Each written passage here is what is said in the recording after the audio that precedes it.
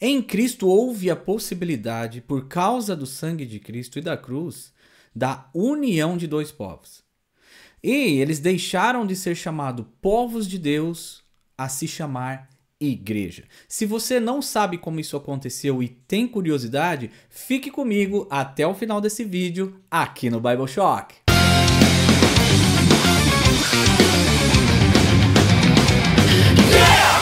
Sejam bem-vindos ao 11º episódio de Bible Shock. Muito obrigado a vocês que estão aqui pela primeira vez e a todos vocês que têm me acompanhado desde o início.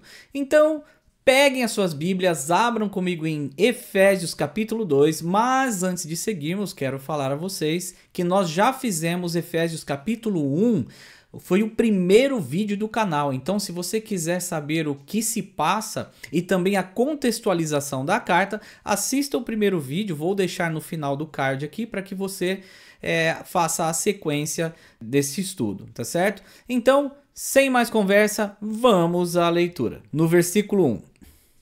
Vocês estavam mortos em suas transgressões e pecados, nos quais costumavam viver quando seguiam a presente ordem deste mundo e o príncipe do ar, o espírito que agora está atuando nos que vivem na desobediência.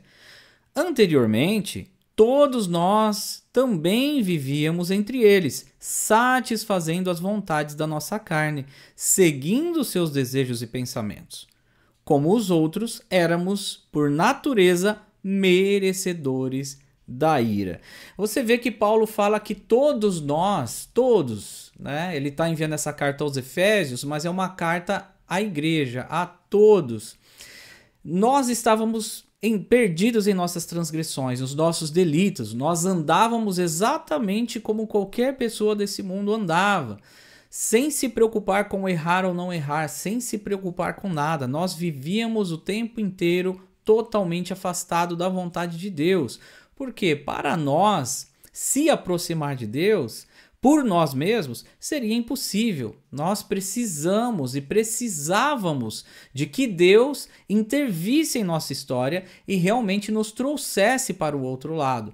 Mas Paulo ele começa aqui neste texto no capítulo 2, que é uma continuação do que nós já falamos no capítulo 1, de que todos nós éramos pecadores, afastados da glória de Deus, destinados ao inferno. Então nós vivíamos dessa maneira. E é muito legal que Paulo coloca este início de carta no passado, como ele reconhecendo que esta igreja que ele está enviando esta carta são pessoas transformadas por Jesus Cristo.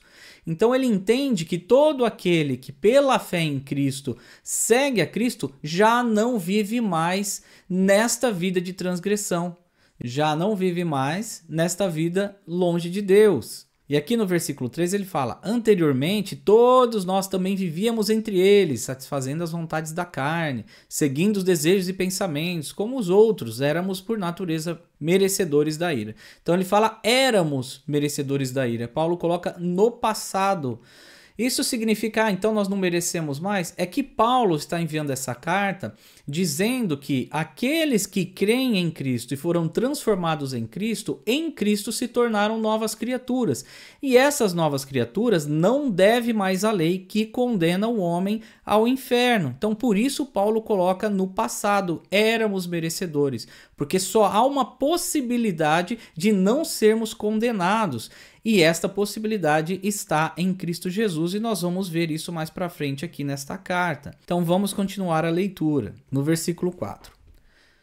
Todavia, Deus, que é rico em misericórdia, pelo grande amor com que nos amou, deu-nos vida juntamente com Cristo, quando ainda estávamos mortos em transgressões. Pela graça vocês são salvos. Então Paulo fala que nós vivíamos naquela vida como aquelas pessoas que não estão em Cristo, uma vida depravada, uma vida longe de Deus, nas nossas transgressões, nos nossos delitos. Mas enquanto nós ainda vivíamos nessa vida, enquanto ainda estávamos vivendo em transgressão, pela graça de Deus, nós fomos alcançados. O que isso quer dizer? Quer dizer que nada que nós fizemos trouxe Cristo até nós. Cristo veio até nós por misericórdia, por amor e por graça, porque nós de maneira nenhuma procuraríamos a Cristo por causa das nossas transgressões. A graça de Cristo nos alcançou. Foi uma decisão de Deus nos tirar da vida de transgressão. Então, quando se vem com a ideia de que para que eu seja salvo eu preciso praticar tal coisa, esta parte do texto, o próprio apóstolo Paulo já mata essa ideia. Por quê? Porque ele afirma que quando a graça nos alcançou, nós ainda estávamos perdidos em nossas transgressões. Então nós fomos alcançados não porque fizemos algo de bom, não porque nós merecíamos algo, mas porque Cristo nos amou. E qual era a razão? Amor. Mais nada. Não há um merecimento para isso. Deus decidiu nos salvar desta maneira e assim o fez através de sua graça. Então eu não tenho o poder de me salvar, eu não tenho o poder de me libertar de mim mesmo. O único que tem poder de transformar a minha vida, a sua vida, é o próprio Deus. É o Espírito Santo agindo em nossas vidas, trazendo a santificação dia após dia. É uma luta constante até o final dos nossos dias contra o pecado. Mas nós já fomos livres dele. É por isso que nós conseguimos dizer não ao pecado. Porque se nós ainda fôssemos escravos do pecado, nós estaríamos vivendo na prática do pecado constantemente. E nós temos que pensar nisso, porque se de alguma maneira existe algo na nossa vida que ainda por muitos e muitos anos a praticamos e ela faz parte do nosso cotidiano e ela nunca foi mudada, olha, meu querido, peça misericórdia ao Senhor para que você consiga vencer isso. Porque viver na prática do pecado significa que nós não estamos em comunhão com o Pai. Então, este texto aqui diz o quê? Que nós, ainda enquanto estávamos lá, nas práticas das nossas transgressões, fomos alcançados por causa da graça. Então, Paulo afirma que nós somos salvos pela graça de Deus, não pelo que fazemos. E é óbvio que, a partir daí, há uma mudança de vida, porque muitas pessoas vão acabar usando esse argumento. Então, se eu sou salvo pela graça, então eu vou continuar pecando que tá tudo certo. Eu já falei isso em outros vídeos meus. Gente, esse é um pensamento de alguém que nunca teve um encontro com Cristo. Porque todo aquele que Cristo salva, todo aquele que Cristo transforma a vida, que entra no coração, a mente muda. É uma mente que não quer mais viver na prática do pecado. Então a salvação, ela gera uma mudança. Eu não pratico obras para ser salvo, mas eu fui salvo e por causa da mudança realizada do Espírito Santo em minha vida, aí sim isso gera as obras. Que obras? As obras que de antemão Deus preparou que nós praticássemos em Cristo, porque por nós mesmos nós não praticaríamos. E isso está escrito no capítulo anterior. Paulo vai falar mais no final desse capítulo aqui. Vamos continuar a leitura. No versículo 6. Deus nos ressuscitou com Cristo e com ele nos fez assentar nos lugares celestiais em Cristo Jesus, para mostrar nas eras que hão de vir a incomparável riqueza de sua graça, demonstrada em sua bondade para conosco em Cristo Jesus. Paulo afirma que nós fomos ressuscitados com Cristo. E isso é pela fé, gente. Isso é pela fé. Paulo explica isso em Gálatas. Se você quiser, eu também fiz um vídeo falando sobre Gálatas inteirinho. Tem capítulo por capítulo, versículo por versículo. Você pode ir na playlist e assistir. Mas Paulo também fala no capítulo anterior aqui. Então, é pela fé que nós somos salvos. E neste próprio capítulo aqui, mais para baixo, Paulo vai reafirmar isso daqui. Que nós somos salvos pela fé. Então, nós fomos ressuscitados com Cristo. Ou seja, nós morremos com Cristo, esta velha criatura morre. Quando nós ressuscitamos com Cristo, nós ressuscitamos como novas criaturas. Por nossa causa? Por causa dos nossos atos? Não, por causa do ato de Cristo. É o ato de Cristo, é o sangue de Jesus que nos purifica. É o ato e a obra redentora de Jesus Cristo na cruz que nos transforma em novas criaturas. Então, nele nós somos essa nova criatura. Nós somos ressuscitados com ele, né? E aí a Bíblia fala aqui que Deus nos faz assentar nas regiões celestiais nele, ou seja, que nós assentamos nas regiões celestiais em Cristo e Cristo está reinando. tá certo? Então isso é algo que acontece quando nós ressuscitamos com Cristo. E no versículo 7 ele afirma que Deus fez isso para mostrar às gerações futuras a bondade dele. Ou seja, que gerações futuras? Aquelas do qual Cristo estaria alcançando.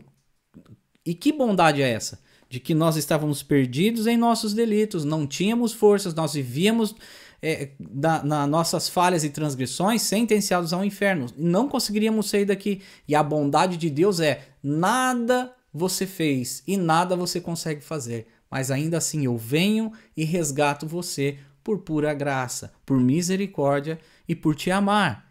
É isso, essa é a bondade de Deus para conosco. E essa bondade, ela é uma bondade em Cristo. Lembre-se que Cristo é aonde todas as coisas convergem. A história converge em Cristo. Tudo foi criado para Cristo. Nós, em Cristo, somos santos e irrepreensíveis porque antes da fundação do mundo, assim o Senhor havia preparado para que fosse. E isso está no capítulo anterior, onde Paulo afirma categoricamente isso. Ou seja, já era plano de Deus que todas as coisas convergissem em Cristo. Então, já era plano do Senhor que nós fôssemos ressuscitados em Cristo. Todo aquele que tem fé em Jesus Cristo, todo aquele que crê que Cristo é o Senhor, e ele creu pela fé que ele morreu com Cristo e ressuscitou com Cristo como nova criatura. Isso é algo que acontece pela fé em Cristo. E isso já era plano de Deus. Então todas as coisas convergem em Cristo. Tudo converge nele. Nada é para mim. Nada foi minha decisão. Tudo foi decisão do Pai. Vamos lá, vamos continuar. No versículo 8. Pois vocês são salvos pela graça, por meio da fé. E isso não vem de vocês. É dom de Deus. Não por obras, para que ninguém se glorie. Mais uma vez Paulo afirma, nós somos salvos por causa da graça. Nada que nós fizéssemos nos salvaria. Nós não merecemos nada disso. Não há mérito na salvação. Foi algo de Deus. E isso, essa salvação pela graça, acontece pelo crer, pela fé. E essa fé que nós temos de crer na obra redentora de Jesus Cristo não é uma decisão nossa. Porque isso não vem de nós mesmos, o próprio Paulo afirma aqui. É um dom de Deus, ou seja, o dom é algo que nos é dado. Deus nos dá o dom para crer na obra redentora de Cristo. Então por mais que eu quisesse, eu não conseguiria escolher a Cristo por mim mesmo. Isso só acontece porque o Espírito Santo abriu a minha mente para crer. Eu entendi o que se passa na história, eu entendi quem eu era na história, e entendi quem Jesus é na história, e em Cristo quem eu me tornei. Mas isso porque o Espírito Santo me deu o dom para crer em Cristo Jesus. Então, através da fé é que nós somos salvos. Não é batismo que te salva. Não é a congregação que você vai que te salva. Mas sim a fé na obra redentora de Jesus Cristo, que é um dom que Deus te deu para entender que você e eu éramos falhos, pecadores, sentenciados, estávamos em nossas transgressões perdidos, sentenciados ao inferno, e Deus, por puro amor e graça, foi lá e nos resgatou. E esse mesmo Deus é que abriu a nossa mente para entender isso. O Espírito Santo nos abriu. Esse dom foi dado por ele. E por que eu estou enfatizando isso? Porque Paulo continua na sequência, para que ninguém se glorie. Eu sou mais santo do que o outro, eu fiz mais obras do que o outro, eu fiz milagres, eu fiz isso, fiz aquilo, então me tornei uma pessoa mais importante no reino. Não, isso é antibíblico. Não há isso. Paulo fala que nós somos salvos pela graça, alcançados por Deus, o dom de crer que nos é dado é do próprio Deus, e isso mostra que nós não temos poder sobre nada dessas coisas. Então nós não podemos nos gloriar sobre isso. Como que eu vou me gloriar de ser salvo, sendo que eu criei porque o Espírito Santo abriu a minha mente e eu fui salvo ainda quando estava nas minhas transgressões? Nada que eu fiz me salvou. Foi o ato de Cristo na cruz, foi Deus que decidiu nos salvar. Então não, gente, não acreditem em mentiras que foram se construindo ao longo dos anos. Não há mais ou menos santo, mais homem de Deus, menos homem de Deus. Há cada um dentro do seu espaço da igreja, construindo parte daquilo que Cristo iniciou dentro dessa obra redentora. Se eu arrumo a cadeira, se eu prego o evangelho, eu não sou maior ou menor do que o outro. Existem responsabilidades? Sim, mas dentro do reino os dois funcionam para que o reino funcione. Então não há maior ou menor. No livro de Marcos tem uma passagem que Jesus fala para os discípulos, olha, os governantes, eles dominam sobre as pessoas. Então Jesus estava falando sobre as hierarquias que existiam. Mas Jesus vem e fala para os discípulos, mas não será assim entre vocês. Eu também já falei isso em outro vídeo. Não será assim entre vocês, ou seja, não haverá maior. Aquele que quiser ser maior será o servo de todos, ou seja, escravo de todos. Jesus muda essa situação. Então não há mérito na salvação. Porque todo o mérito da salvação é em Cristo Jesus. Meu querido, se você acha que existe um mérito para que Deus te ache mais santo ou menos santo, ou mais salvo ou menos salvo, por causa de obras, esse texto aqui mata tudo isso. E, cara, para a gente quebrar o que Paulo está falando aqui, eu preciso fazer um cambalacho, porque ele afirma isso. Ele não está deduzindo isso. Paulo está afirmando isso dentro desse contexto. Então que a gente tome cuidado para a gente não achar que a gente pode fazer alguma coisa. Para a gente se gloriar daquilo que a gente fez. Nossa, estou me gloriando aqui. Nossa, eu fiz esse ato, então Deus vai me amar mais ou coisa. Não, meu querido. Não. É justamente o oposto. Nenhum de nós consegue fazer nada que agrade a Deus. E aí sim Deus vem por amor e nos salva. Sem que a gente pudesse fazer nada. E é por isso que é para que ninguém se glorie, porque toda a glória pertence a Deus e unicamente a Deus. Unicamente a Deus. Vamos continuar aqui no versículo 10. Porque somos criação de Deus realizada em Cristo Jesus para fazermos boas obras, aquilo que eu falei no início, as quais Deus preparou de antemão para que nós a praticássemos. Portanto, lembrem-se de que anteriormente vocês eram gentios por nascimento e chamados incircuncisão pelos que se chamam circuncisão, feita no corpo por mãos humanas e que, naquela época, vocês estavam sem Cristo, separados da comunidade de Israel, sendo estrangeiros quanto às alianças da promessa, sem esperança e sem Deus no mundo. Então, Paulo vem aqui e ele fala que nós, gentios, somos obras realizadas em Cristo Jesus, uma obra de Deus. E isso foi preparado de antemão. Então essas obras que nós praticamos, elas já foram preparadas de antemão para que praticássemos em Cristo Jesus. E aí Paulo vem e fala, olha, vocês não faziam parte de nada disso. Não fazia parte das alianças, não era de Israel, não tinha circuncisão, não era povo de Deus. Vocês não eram nada disso, vocês estavam totalmente separados disso. Então Paulo vem e enfatiza aos gentios sobre a transgressão. Olha, nós estávamos lá no início do capítulo, nós éramos transgressores, nós vivíamos como todos, né? Mas nós vivíamos, Paulo sempre coloca isso no passado, porque em Cristo isso mudou. Então Paulo vem e fala que vocês estavam totalmente longe da aliança, das promessas, não eram povo de Deus, né? Não fazia parte deste povo, não fazia parte das promessas, das alianças. Né? Não fazia entre aspas, vamos colocar aqui, porque Deus já havia preparado que em Cristo nós nos tornaríamos apenas um povo nele. Mas ele está aqui afirmando nesta parte do texto que eles eram separados, não faziam parte disso. Né? Vamos continuar então. Versículo 13.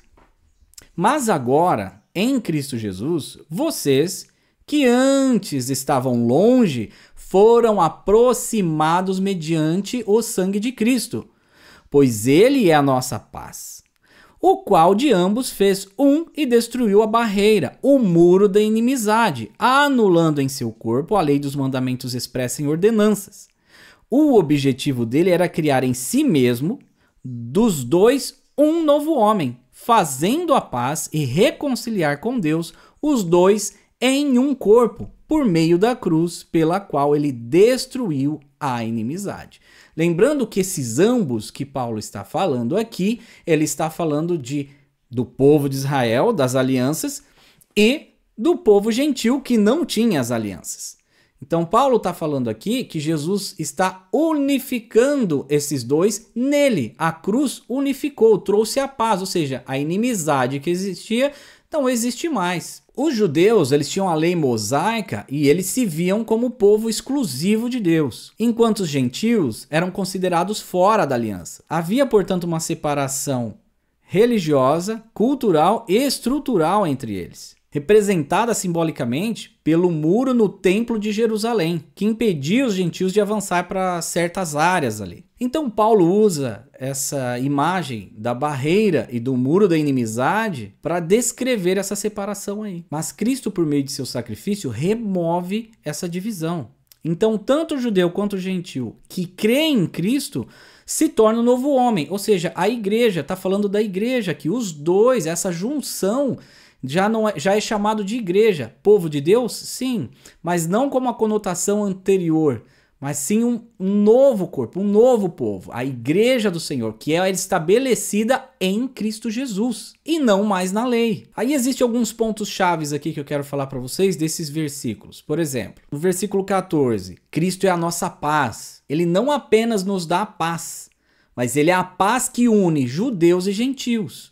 Ou seja, se tornando ali a igreja universal, começando a universalidade da igreja. Não é apenas para os judeus, mas é para todos, e assim unindo eles. Então a inimizade que existia começa a se quebrar, porque em Cristo os dois começam a se tornar um só. Também no versículo 14 ele fala, derrubou a barreira. Então a lei que separava os dois povos, ela foi cumprida em Cristo. Não só cumprida, ela foi superada. Então ela foi cumprida e superada em Cristo. No versículo 15, Deus criou um novo homem. Isso não se trata de transformar gentil em judeu ou judeu em gentil. Se trata de transformar em um novo povo, ou seja, a igreja. Aí no versículo 16, fala sobre reconciliar ambos com Deus. A cruz uniu os crentes em um só corpo, tornando-os filhos de Deus sem distinção.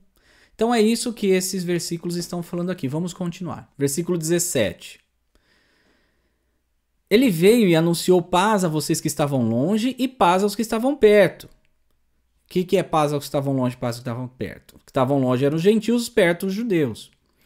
Pois por meio dele, tanto nós como vocês temos acesso ao Pai, por um só Espírito.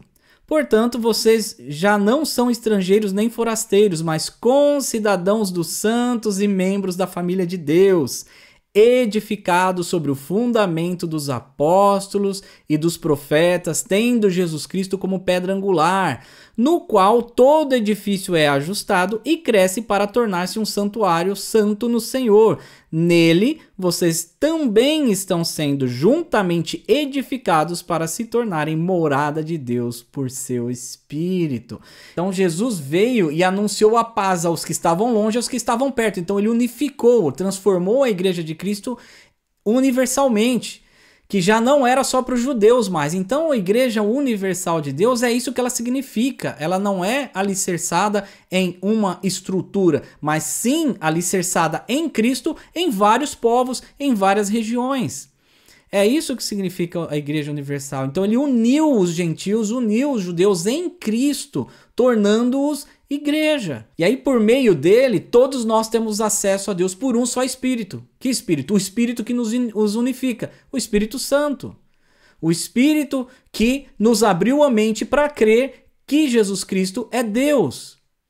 Que foi a mesma coisa que aconteceu com Pedro em sua confissão. Quando Pedro fala para Jesus, tu és o Filho de Deus, o Filho do Deus vivo, tu és o Messias, o Filho do Deus vivo. E Deus fala para ele, feliz é você, filho de Jonas, porque o que lhe foi revelado pelo Pai. Ou seja, tudo vem de Deus. Então nós entendemos quem Cristo é por causa do Espírito, por causa de Deus. E aí por causa disso nós não somos mais forasteiros, estrangeiros, nós somos concidadãos dos santos, nós nos tornamos santos. O que é santos? Separados de onde? Do mundo. Nós não vivemos mais para o mundo, nós somos novas criaturas em Cristo. Nós agora somos concidadãos do reino de Deus. E aqui ele fala, edificado sobre o fundamento dos apóstolos e dos profetas. né? O que é edificado sobre o fundamento dos apóstolos e profetas? O fundamento dos apóstolos é que Cristo é o Messias, e dos profetas é que anunciaram o Messias. Então, eu falei até sobre isso no vídeo anterior, que eles anunciaram o Messias. Então, é sobre esse fundamento. Que fundamento? O Messias, o Cristo, a pedra angular. E aí ele afirma aqui que todo edifício é ajustado sobre essa pedra. E nós estamos sendo edificados como moradas de Deus, como moradas do Espírito, fundamentado nesta rocha que é Cristo Jesus. Aleluia. Então nós éramos transgressores, pecadores, afundados em nossos delitos, sentenciados ao inferno. Aí por pura graça, pela graça sois salvos, por pura graça, não pelo nosso mérito, para que ninguém se glorie, mas por graça e amor e misericórdia de Deus. Enquanto ainda estávamos em nossas transgressões, fomos alcançados por Deus. Não é mérito nosso, é de Cristo, é de Deus, é mérito dele, amor dele e misericórdia dele. E aí nisso Deus quebrou a inimizade que havia entre o povo de Deus e os gentios, unificando aqueles que creem nele em um só corpo, a igreja. Então nós nos tornamos igreja de Deus. Nós fazemos parte da igreja de Cristo por causa de Cristo, porque pela fé nós cremos que nós morremos com Cristo na cruz e ressuscitamos com ele ao terceiro dia. Pela fé, não é o teu batismo que te salva, não é a tua igreja que te salva, não é, mas é a fé que nos é dada pelo Espírito, porque isso não vem de nós, é dom de Deus, como o próprio Paulo afirma. Se vem de Deus, eu por mim mesmo não consigo fazê-lo, não há como. Se a fé, para entender que eu fui salvo pela graça, é um dom, significa que eu não o tenho por mim mesmo, mas porque Cristo me deu esse dom. Porque o Espírito Santo me abriu a mente para crer. Glória a Deus. Foi Deus, meu querido, que entrou na sua vida e na minha vida. Foi por amor, nada que eu e você fizéssemos nos salvaria, mas Ele sim nos salva. E a partir daí nós começamos a ser edificados no fundamento dos apóstolos, ou seja, na pedra angular, em Cristo. E isso implica em transformação, mudança de mente, mudança de vida. Eu espero que essa mensagem tenha falado com você assim como tem falado comigo. Fique na paz, Deus os abençoe. Amém. Muito obrigado por terem assistido o vídeo até aqui. Se você gostou do conteúdo, deixe seu like, se inscreva no canal, comente, compartilhe para que o YouTube entenda que é relevante e mais pessoas possam ouvir do Evangelho. Então eu vejo vocês no próximo episódio, na próxima terça-feira às 8 horas, aqui no Bible Shock. Tchau!